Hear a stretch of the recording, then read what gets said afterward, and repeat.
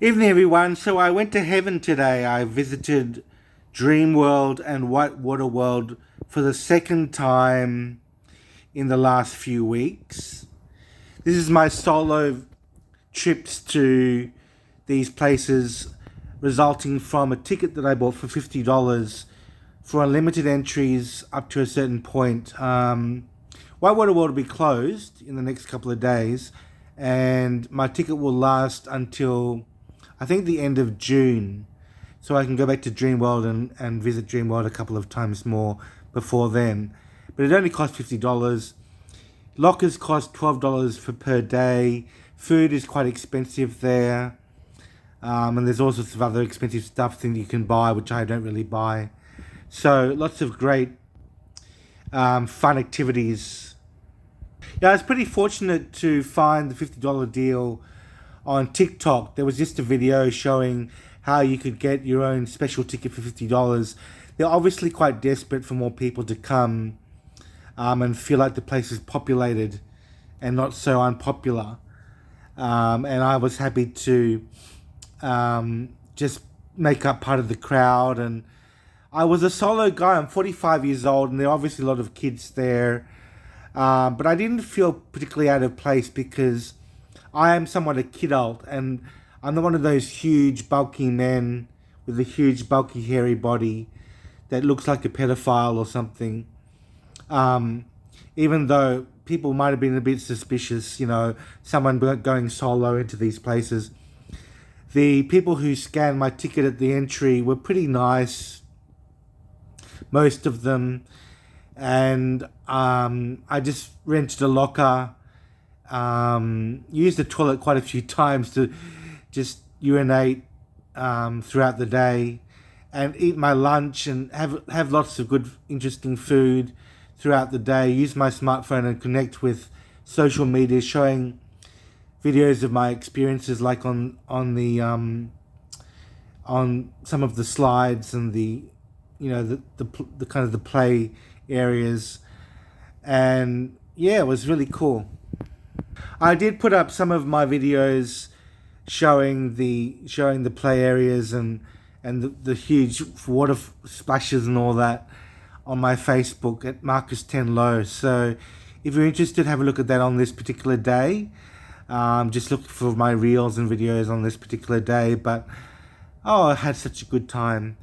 And yeah, one of the things that characterizes my experience empirically is obviously looking at other people. As a solo person, I look at other people a lot. I look at those people who are beautiful or elegant, who are cute, or who are out of place, or maybe even ugly, or whatever. Humans like to look at other humans, obviously, and I keep my eye on other people, and it's an experience to see how different people are in such a place like that. But it's also very, like I mentioned, heavenly, because it feels like everyone's having a good time, and it's like going into the water areas is so refreshing, and it just makes me so relaxed. It's like better than having a massage or anything else that I can think of. So I'm really grateful for this opportunity to visit WhiteWater World. It took me 90 minutes each way by train and by bus to get there from, Brisbane city areas. So that's quite a long time to travel. But I managed to do it twice in the last few weeks, including today. Now, is it a vegan event or a vegan precinct? There are some non-vegan events, such as the entertainment provided by captive animals, such as Tiger World, I think it's called, which I, as a vegan, will avoid. I'll go on lots of the rides. I'll do other things that are not non-vegan, but I will avoid animal exploitation entertainment like that. Now, to be honest with you, in WhiteWater World, I avoided at least 80% of the rides because I was too scared of them. I'm very scared as a person, and I have a very soft heart. So if you ask me to go on one of those huge, super duper rides, I will get myself extremely scared and lose my lose myself and get freaked out. So I didn't go on about 80% of the rides in WhiteWater World today, or the other time that I visited. Yeah, I mean, I didn't need a towel. I could just quick dry on in the sun, really, and wipe the wetness off me.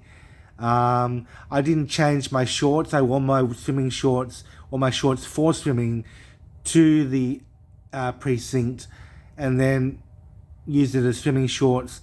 Didn't change my shorts after swimming. I just had a bit of a shower. Wrung out my rash vest, which is the first time I've ever had a rash vest, which I bought for $15 from Big W. And it worked well because I didn't have sunburn. I used sunscreen on my face and on my arms and on my legs. So I'm pretty sure that I avoided sunburn today, which I'm pretty proud of.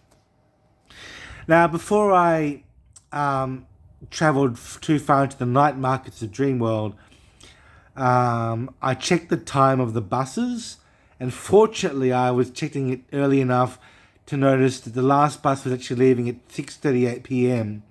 So if I checked it any later than that, I would have missed the bus and been stranded in that place. But fortunately I managed to get the last bus back to train station at Coomera, and then catch the train from Coomera back to Central Station in Brisbane. So everything worked out really well today. I couldn't have asked for more luck. But I did have something to eat at the night markets before I left. $16 enchiladas, vegan sweet potato.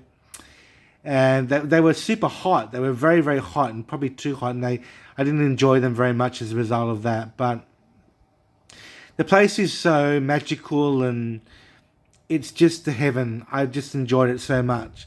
So thank you, Dreamworld. Thank you, WhiteWater World. And I will see you in a couple of weeks when I go back to Dreamworld during the daytime. Probably ride some Dodgem cars, etc., etc. Something a bit fun like that. It'll be good. Bye for now.